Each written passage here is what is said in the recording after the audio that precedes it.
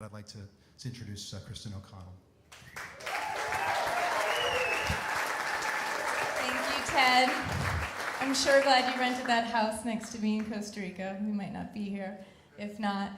And I'd like to extend a heartfelt thank you to my dear friend Amber, who is my partner in crime, who's been along my side for this journey, and who has put on this amazing event tonight.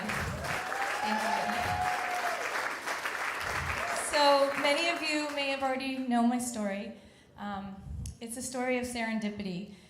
When life offers you an opportunity that maybe you didn't think you were looking for, but you're at the right place, the right time, and it's just meant to be.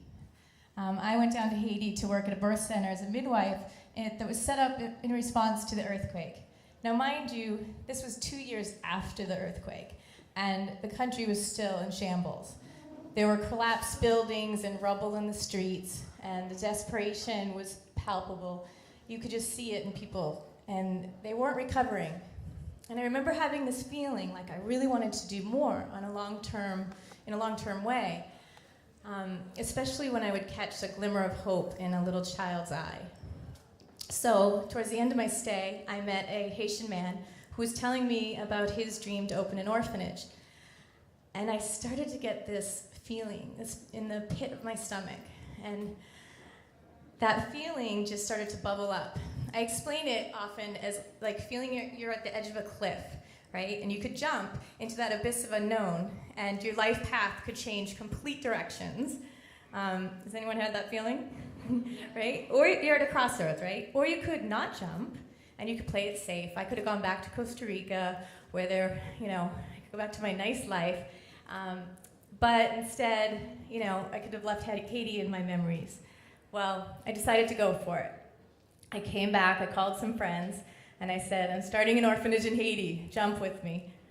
So in 2012, we opened the doors of the D2C family home, and we have 8 kids, 4 girls, 4 boys, whose stories are all very sad, like Alicia's that you've seen, but their life paths have changed directions as well. They are all thriving. So we're so happy to see that. We also have, as of last week, 4 temporary children that are staying with us that social services have brought. And temporary is relative because last time they brought a kid, Francisco, it was a year ago, and he's still with us. So we'll see what happens. I want to tell you a little about the last time I visited. We went down recently, and I noticed a really big change in the kids. Now, the previous month before I was there, we started enrichment classes for the kids. So the boys are taking karate, the girls are doing dance, and all the kids are doing acrobatics class. I went to the house, and it was a surprise visit, so they didn't know I was coming, and I totally showed up. They got hysterical, started screaming and hugging me, jumping up and down, and the next thing I knew, the entire living room has turned into this circus, and they're all jumping around, cartwheeling, dancing, karate chops in the air, showing off all their new moves and things that they had learned. And then, one by one, each kid got the opportunity to showcase their new skills, and for the staff and I watched, and it was so precious, because what I noticed was this new sense of self-awareness, of pride and confidence. And this is just after 1 month. So again, what can happen many years down the road, giving these kids other opportunities and empowering them to become leaders and to become well-rounded citizens in their community. But it doesn't stop there. Our vision is also to make a bigger impact in the community and to help kids besides the kids in our home. And we're actually launching our after-school program, which would allow kids to come after school for help for their homework and tutoring for education and activities after school. So we're hoping to get that off with your help tonight. Another thing I noticed about the kids is that the big brothers, because the boys are older, were really taking care of the little girls. They're like little sisters, looking after them.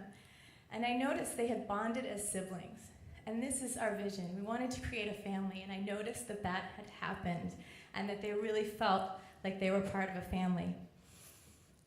I believe every child deserves a family. And I believe that the children are our future. And I believe by investing in the children, that we're investing in a possibility of change. So, you can't do this alone. We need your help. There are many ways that you can help, and we rely completely on donations and events like these to make this happen down there for these kids, and hopefully for many more. So you can join our family by becoming a sponsor of one of our kids.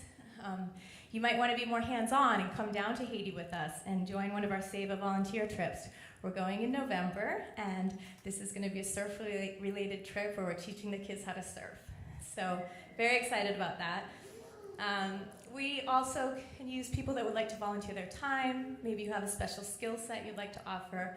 But we're also looking for those of you that would like to be donors for the larger needs of our children and that could make a commitment for a long-term contribution annually towards our education fund and towards this after-school program so that you could help us keep these kids in school.